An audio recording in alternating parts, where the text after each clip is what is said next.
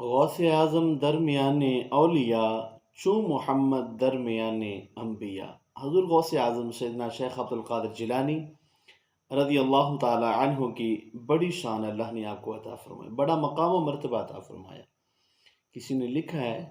کہ جیسے محبوب علیہ الصلوۃ والسلام تمام نبیوں میں ممتاز ہیں، اسی طرح حضور سیدنا شیخ عبد القادر جیلانی رضی اللہ تعالی عنہ تمام ولیوں میں اس طرح ممتاز ہیں۔ بڑی 11ویں شریف کا یہ مہینہ جاری و ساری ہے تو لوگ کافی سارے سوال کرتے ہیں۔ ان میں سے ایک اہم سوال یہ کیا جاتا ہے کہ ہم 11ویں کیوں مناتے ہیں؟ اصل میں 11ویں ہے کیا؟ 11ویں شریف سے منسوب یہ عبادت، یہ محفل، یہ جو عمل ہم کرتے ہیں اس میں چیزیں دو طرح کی پائی جاتی۔ ایک یہ کہ ولیوں کا ذکر کیا جاتا ہے بطور خاص، حضور سیدنا شیخ عبد القادر جیلانی رضی اللہ تعالی عنہ کا ذکر کیا جاتا ہے، اور نمبر دوسرے پہ اصال ثواب۔ ان دونوں چیزوں کا ملا کر ہم جو لوگوں کو بیان کرتے ہیں، بتاتے ہیں، یہی 11ویں شریف کا نام ہے۔ اصل میں ہے یہ بھی ایک اصال ثواب کا طریقہ، جس طرح دوسرے اصال ثواب کے ذرائع نام رکھے ہم نے، تیجا ہے، ساتواں ہے، 40واں ہے، سالانہ ختم ہے، اسی طرح یہ ایک نام رکھے گئے ہیں، تو یہ بھی ایک اصال ثواب کا طریقہ۔ اب یہ 11ویں آپ چاہے 11ویں شریف کو کریں یا 12ویں کو کریں یا 13ویں کو کریں، کیونکہ یہ منسوب غوث اعظم کے ساتھ ہو گئی ہے تو لوگ کرتے بھی ہیں۔ 11ویں شریف کو کوئی بندہ مصروف تھا، کسی کام چلا گیا، نہیں آیا، تو وہ کہتا ہے یار چلو میں نے وہ 11ویں بنانی تھی، میں نے 11ویں کا ختم دلانا تھا، یار میں موجود نہیں تھا، آج چلو 2 دن زیادہ گزر گئے ہیں، تو پھر بھی وہ 11ویں ہی بناتا ہے، کیونکہ یہ ایک منسوب نام جو ہے یہ حضور سیدنا شیخ عبد القادر جیلانی رضی اللہ تعالی عنہ کے ساتھ ہو چکا ہے۔ اب بیسک چیز یہ جو عرض کر رہا ہوں کہ ہم اس میں کرتے کیا ہیں، ایک یہ ہے کہ اللہ کے ولیوں کا ذکر کیا جاتا ہے اور ساتھ میں صالح ثواب کیا جاتا ہے۔ اب ولیوں کا ذکر کرنا کوئی اس میں ہماری کاوش شامل نہیں ہے، ہم اس کو کوئی اپنے پاس سے نہیں کر رہے ہیں، یا یہ ہمارے آباء و اجداد 10 سال 20 سال 100 سال کا یہ طریقہ کار نہیں ہے، بلکہ ولیوں کا ذکر کرنے کا حکم ہمیں رب تعالیٰ نے دیا ہے، ہمیں قرآن نے کہا۔ قرآن کہتا ہے وَاذْكُرْ فِي الْكِتَابِ مریم، مریم کا ذکر کرو۔ اب مریم کوئی معاذ اللہ نبی تو نہیں ہے، اللہ کی ولیہ ہیں، اللہ کی محبوب بندی ہیں، مقرب بندی ہیں، اللہ تعالیٰ نے ان کو چن لیا، اور رب تعالیٰ خود فرماتا ہے کہ ہم نے جہان والوں میں سے مریم کو چن لیا۔ اب اللہ کہہ رہا ہے کہ وَاذْكُرْ فِي الْكِتَابِ مریم، مریم کا ذکر کرو، مریم کو یاد کرو۔ اب مریم اللہ کی ولی ہیں تو ان کو یاد کرتے ہیں۔ اب اس میں جو ہم 11ویں شریف میں جو کام کرتے ہیں، اللہ کے ولی کا ذکر کرتے ہیں، ان کی کشف و کرامات کا ذکر کیا جاتا ہے، ان کے علمی اور عملی لحاظ سے ان کی زندگی کے مختلف پہلوؤں کا ذکر کیا جاتا ہے، ان کے تعلیمات اور ان کے جو تدریس کے حوالے سے جو باتیں ہیں، تو اس طرح کے لحاظ سے ہم باتیں آگے لوگوں تک شیئر کرتے ہیں۔ کرامات ہیں، ان کے علمی مقام کیا ہے، کیسے علم حاصل کیا، کیا کیا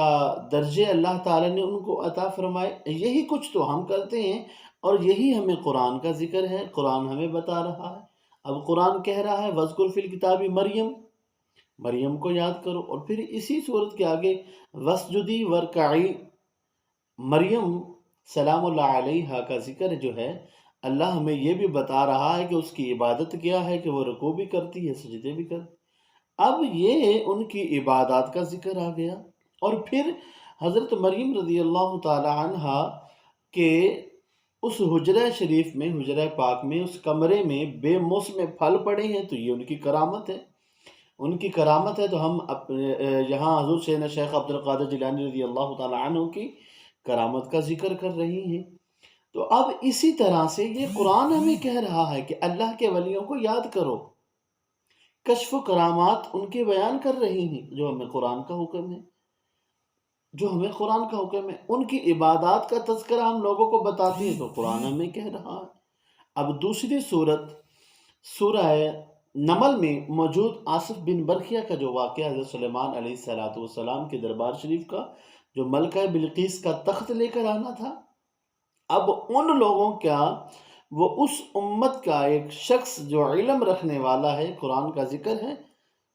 عندہ علم من الکتاب، کہ اس کے پاس کتاب کا علم، جو عام ترجمہ کیا جاتا ہے اس کے پاس کتاب کا علم ہے، یہ ترجمہ نہیں ہے علم من الکتاب کہ کتاب میں سے کچھ علم اس کے پاس ہے، کتاب کا پورا علم نہیں، کتاب میں سے کچھ علم ہے۔ اور جس کے پاس کتاب میں سے کچھ علم موجود ہو تو وہ پلک جھپکنے سے پہلے وہ اتنا لمبا چوڑا تخت اٹھا کر ملکہ بلقیس کا وہ لا کر رکھ دیتا ہے، تو جو حضور کی شان، جو تمام امتوں میں افضل و اعلیٰ امت ہے، اور پھر اس امت میں جتنے بھی ولی ہیں ان ولیوں میں سب سے ممتاز شخص جو ہے، جو ممتاز ولیوں کا وہ سردار جو ہے، اس کی کرامات کو ہم نہیں مانتے۔ بڑی عجیب سی بات ہے، لوگ طرح طرح کے سوال کرتے ہیں۔ اب وہ اس کی کرامات کو مانا جا رہا ہے، اس کی کرامات سورہ نمل میں موجود، تو اب یہاں پہ ہم حضرت سیدنا شیخ عبد القادر جیلانی رضی اللہ تعالیٰ عنہ کی کرامات کا ذکر کریں تو یہ ہمارے لیے شرک اور بدعت کا فتویٰ لگایا جاتا ہے۔ اللہ کے بندو، قرآن پڑھ کر دیکھو، قرآن ہمارے لیے رشد و ہدایت ہے، ہر چیز کا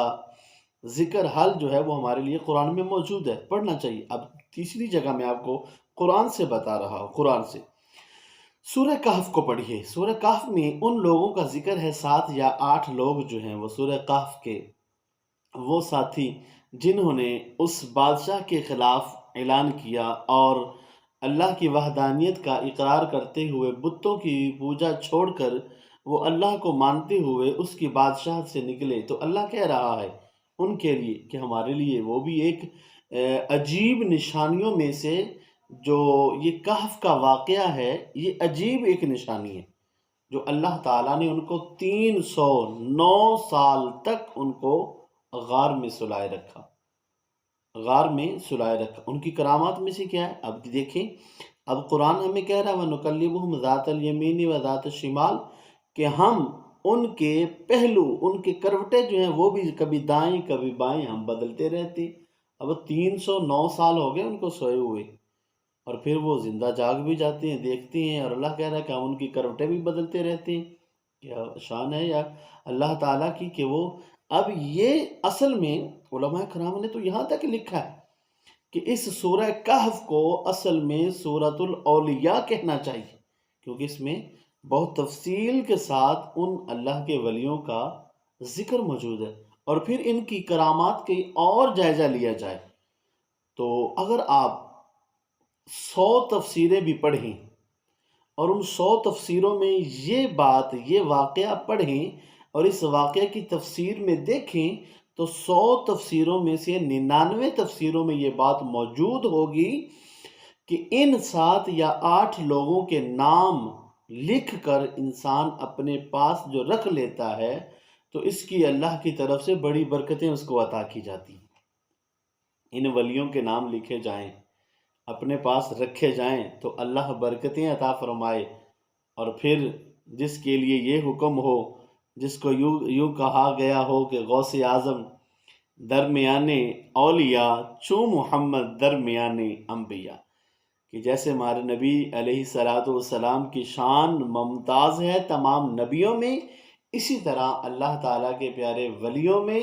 حضرت سیدنا شیخ عبد القادر جیلانی رضی اللہ تعالیٰ عنہ کی شان جو ہے وہ، یہ شخصیت یہ تمام میں ممتاز ہے۔ اور آپ کی کرامات بھی عرض کرتے چلیں، آپ کے مجالس میں ہزاروں لوگ شامل ہوتے تھے، ہزاروں، 70,000 کا مجمع کسی نے لکھا۔ ملا علی قاری نے نزہۃ الخاطر الفاتر فی مناقب شیخ عبد القادر میں یہ لکھا ہے کہ آپ کے مجالس میں 70,000 لوگ حلقہ ذکر میں شامل ہوتے تھے، 70,000 لوگ حلقہ ذکر میں شامل ہوتے تھے، اور جو محفل سننے آتے اور جب آپ وعظ و نصیحت فرمایا کرتے تھے تو 70,000 اور ہزاروں کا بڑا مجمع ہے، اور جو آواز پہلے بیٹھے ہوئے شخص کو آتی تھی وہی آواز آخری شخص تک بھی پہنچتی تھی۔ یہ آپ کی بڑی زبردست کرامت ہے۔ اور یہ لاؤڈ سپیکر، یہ ساؤنڈ سسٹم تو آج چلے ہیں، اس وقت یہ اللہ تعالیٰ کی طرف سے یہ عطا تھی کہ جس طرح بڑی دور تک لوگ مجمع جمع ہوتا تھا اور جو بھی آتا تھا خالی کوئی نہیں جاتا تھا، فیض لے کر ہی جاتا تھا۔ تو بڑی آپ کی کرامات، بڑے آپ کے چرچے۔ تو اب یہی بات ہے کہ ہم 11ویں کیوں مناتے ہیں؟ اصل میں 11ویں شریف میں ہے کیا؟ اِصالِ ثواب ہے، اور اِصالِ ثواب کا جو بھی مسلمان کوئی بھی فرقہ ہو، کسی فرقے سے بھی تعلق رکھنے والا ہو، اِصالِ ثواب کا وہ انکاری نہیں ہے۔ لیکن سوائے فرقہ معتزلہ کے چند ایک لوگ اس کے ہیں جو اس کو ماننے والے ہیں، فرقہ معتزلہ کے